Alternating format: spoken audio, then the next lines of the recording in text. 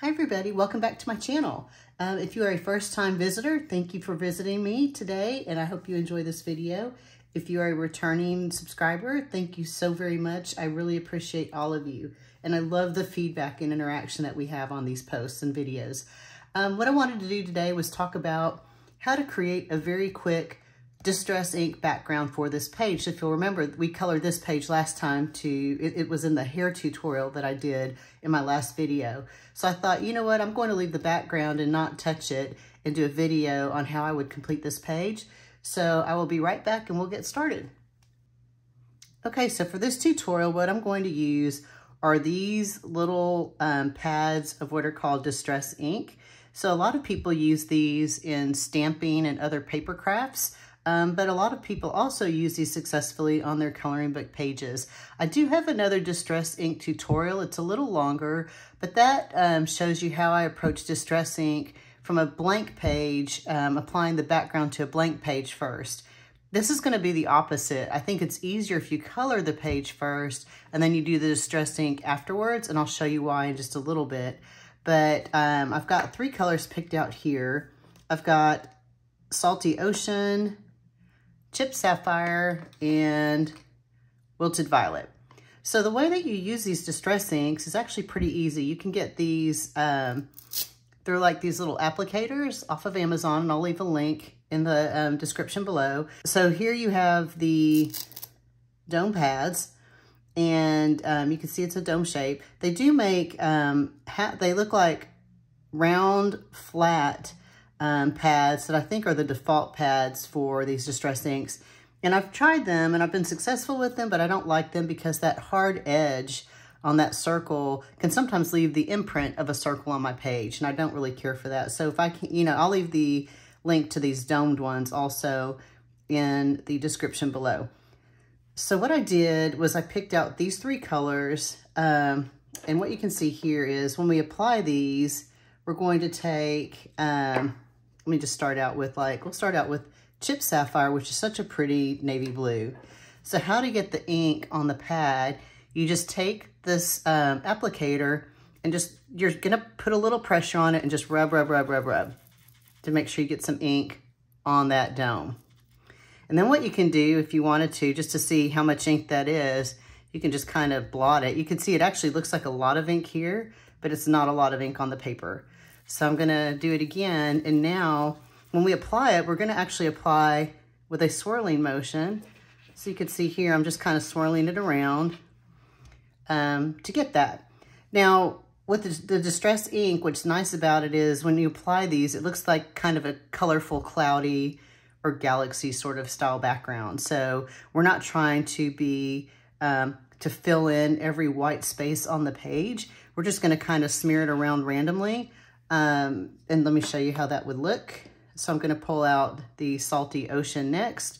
And usually on my desk, I'll have a paper towel or a tissue or something off to the right, because I do work on a white desk, which I think sometimes is just insane for an art desk, but you don't wanna get it everywhere.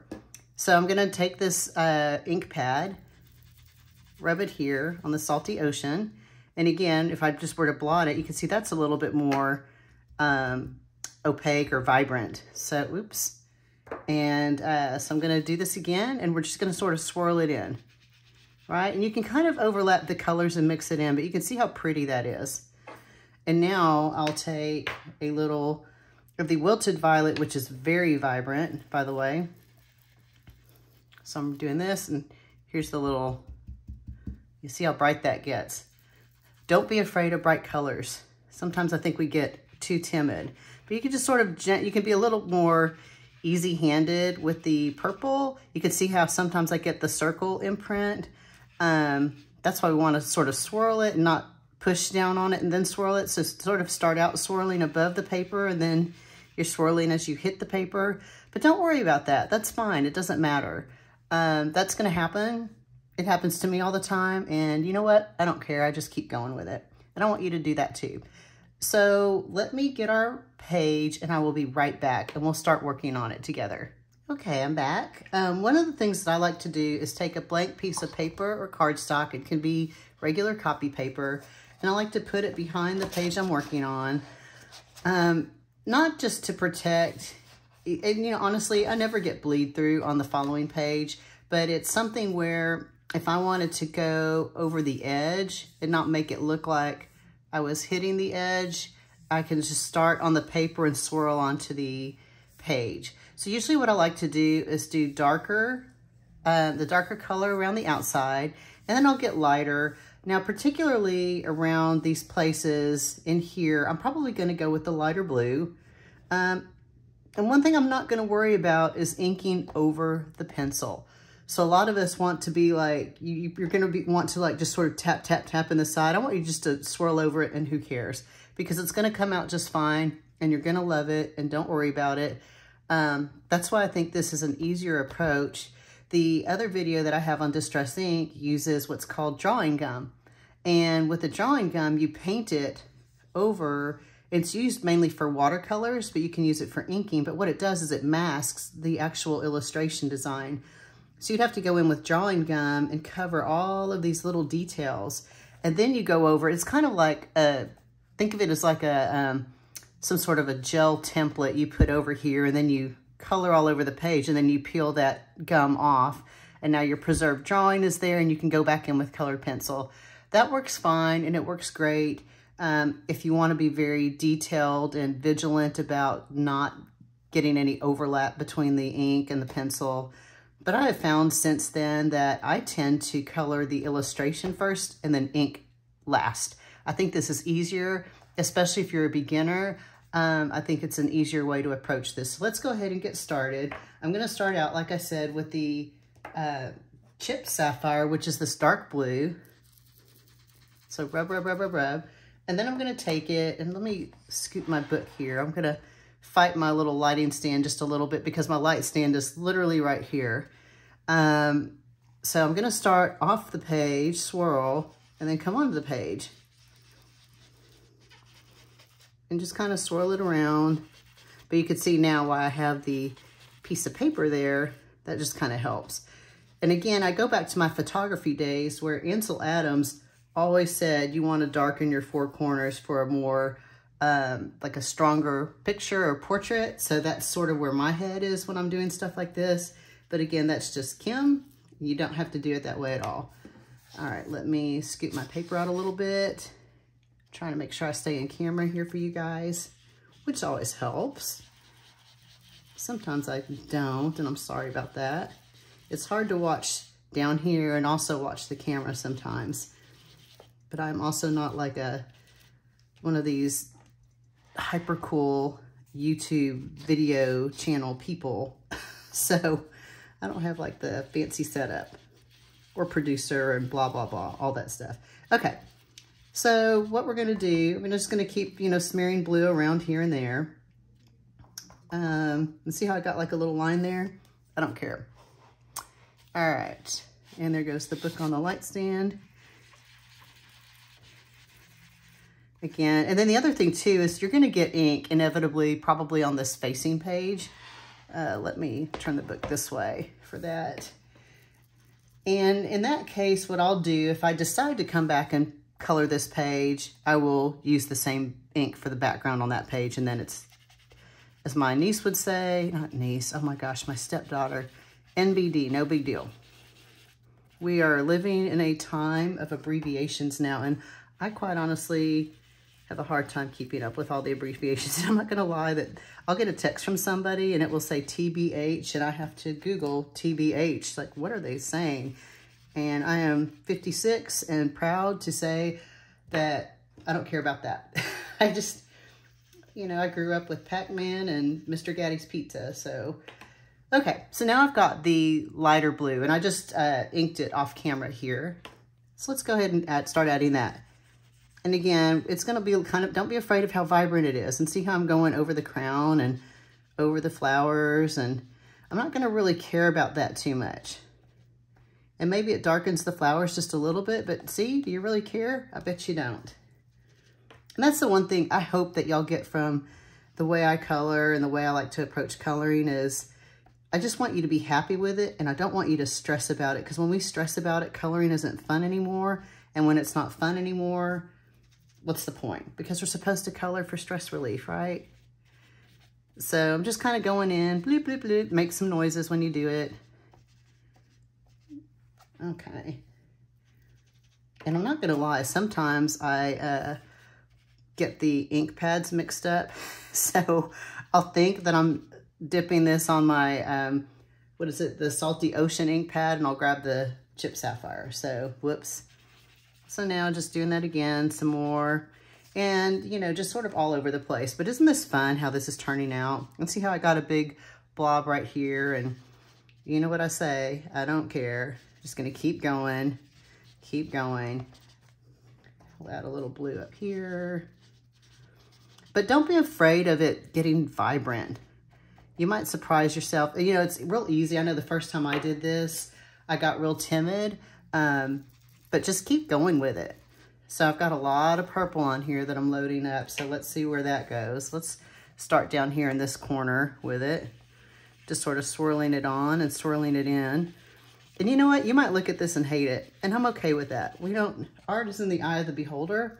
And we don't all have to like everything that everybody does. So I respect your opinion and hope you'll respect mine. Okay, let's put some purpley up here. Again, I don't, you know, it's getting mixed in over the colored pencil. I hope, oh, you know what? I wasn't in camera on that. I'm very sorry. I put some up here. We'll add a little up here. I'm gonna add some in the corner. But see how quick and easy this is? You're just kind of like, you know, just kind of going over this really quick. And like I said, it does help if you make the noises, I'm not gonna lie. But just sort of spread it around, spread the love, spread the inking love. Look, we can even make that all purple right there. It doesn't even matter. Okay, so now what I'm gonna do, I'm gonna come back in and I'm gonna add some more of the dark blue. And you can just keep doing this in layers. We can even add the dark blue right over here. And just keep going. And like if you decide that's too blotchy, blotch some dark blue right over it. And officially, as of today, blotchy is a new artist, highly technical term. Okay. So just kind of keep going until you get it to a point where you really like it and you're happy with it. And you know, the first time you do it, you might hate it because you're not used to it. But just keep practicing and practicing. You know, they say practice makes perfect, but my dad growing up used to say that's not true. Perfect practice makes perfect, which used to stress me out. So I just go back to practice it. Doesn't have to be perfect. And I have a couple of coloring friends, and my dear friend Phelan Colors on Instagram has this phrase that we like to say, color what you want when you want. And I will also add to that, color how you want. And it's so easy to get intimidated when we see these amazing, gosh, I've just seen some backgrounds and pages on Instagram that make me want to create a funeral pyre for all of my coloring supplies and just chunk them and torch them because I give up. But there's, like Johanna Basford says, and I've told y'all this in another video, there's always going to be somebody that colors better than you, that draws better than you, probably sings better than you. There's always that. So let's stop comparing ourselves to each other if we can. I think most of all, we just fight ourselves, right? Okay, how's that looking? It's kind of different, maybe a little tie-dye. So I'm going in with a little more blue, just having fun with it. So, you know, maybe you would have stopped a while ago and I just keep going. It doesn't matter. Okay, let's see. Did I get everything I want? I think I need a little blotch right there. Make sure I got all the little spaces in here. Okay, I think I got them. So now, oh, there we go. Light stand bump. All right, so now what I'm gonna do, I'm gonna go get my trusty white gel pen and we're gonna have a little fun.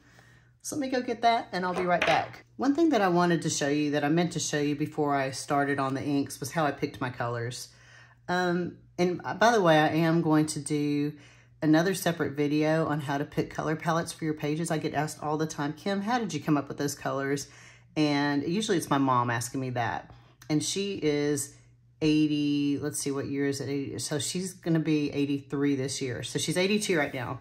And when I tell her, I don't know, Mom, I just do it, she gets frustrated. So I'm going to try to really think about how I do it and share that with you guys. But in the meantime, here is the full gamut of the Tim Holt Distress Ink line. And this is a little swatch book. This is my Ruby Charm big book of color charts that I have. I'm no way paid to endorse this. It's just something that I have that I enjoy. But you can see there's little swatches of all of the different inks. And so what I did was I looked at the actual page and I saw, okay, she's got purple and orange and black and some blue, maybe a little green in there. So my first thought was the color palette that I came up with, but then I thought, what if I added orange to it? How would that look? So I did a little test page off camera before I started shooting this video. So here it was with the navy, the turquoise, and the purple together. And I thought that looked really pretty. And then I thought, well, what if I threw a splash of orange in? So I did that, and I thought it was just too much. So it kind of helps if you wanted to take like a little test piece of paper. And again, it doesn't even have to be nice paper. It can be copy paper. Just practice and mix your colors and see what you like. But this is a nice way to see the entire lineup. I do just have all the minis. They do come in, I think, big 3x3 ink pads. So if you are really serious and you love a color and you're going to use it a ton, you can invest in the bigger pads. But for me, I just got a whole bunch of the little minis. And they actually have these little tins that you can store them in. And then the spongy thing, and that's a very technical term, the spongy thing can store right underneath that ink pad. Okay, let's get started with, I've got a Posca pen and a gel pen. And what I'm going to do, and I'm going to have to scoot the, oops, sorry. I'm going to have to scoot this over to try to fit it this way so I can work with it. I'm going to add little dots of white around the page to make it feel a little more magical. And the first way I'm going to do that is with this Posca pen, which, by the way, is the, what size is this one? 2.5 millimeter white Posca. And I'm just going to start putting little dots of white all over the page. All right, so I'm going to speed dot, not speed color, and I'll be right back.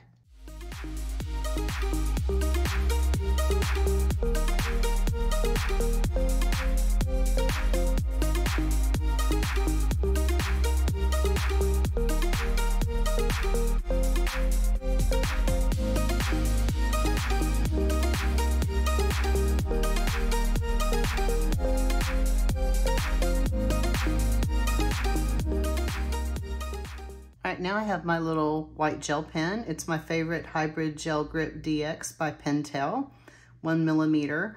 So I'm going to come in here and make even, ooh, it's hard to see, even little smaller dots around here. So again, I will speed this up and be right back.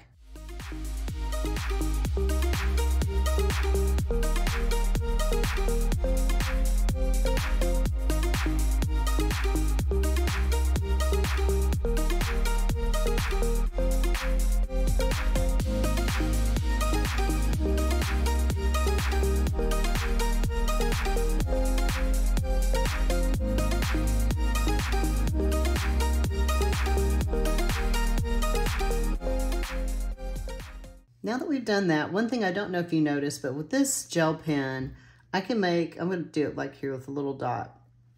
It might look transparent when you first put down this gel pen, but then as it dries really opaque, and you can now see like all of these white dots that it created. One last thing that I want to do, and this may not work, it might fail, but I'm going to do it here with you guys, and we'll just see, is take my pen and maybe draw like some little lines where these, well, shoot, let me get my pen to actually work here. Sort of like some little galaxy, not like galaxy lines, but sort of just random lines between the colors, and just see, you know, See what that does. It might look stupid, who knows. But color what you want when you want, and we don't judge, right? So there you go. That looks kind of like it's not gonna work the way I envisioned it. That's okay, I'm just gonna leave it. So we'll stop there before I ruin my page.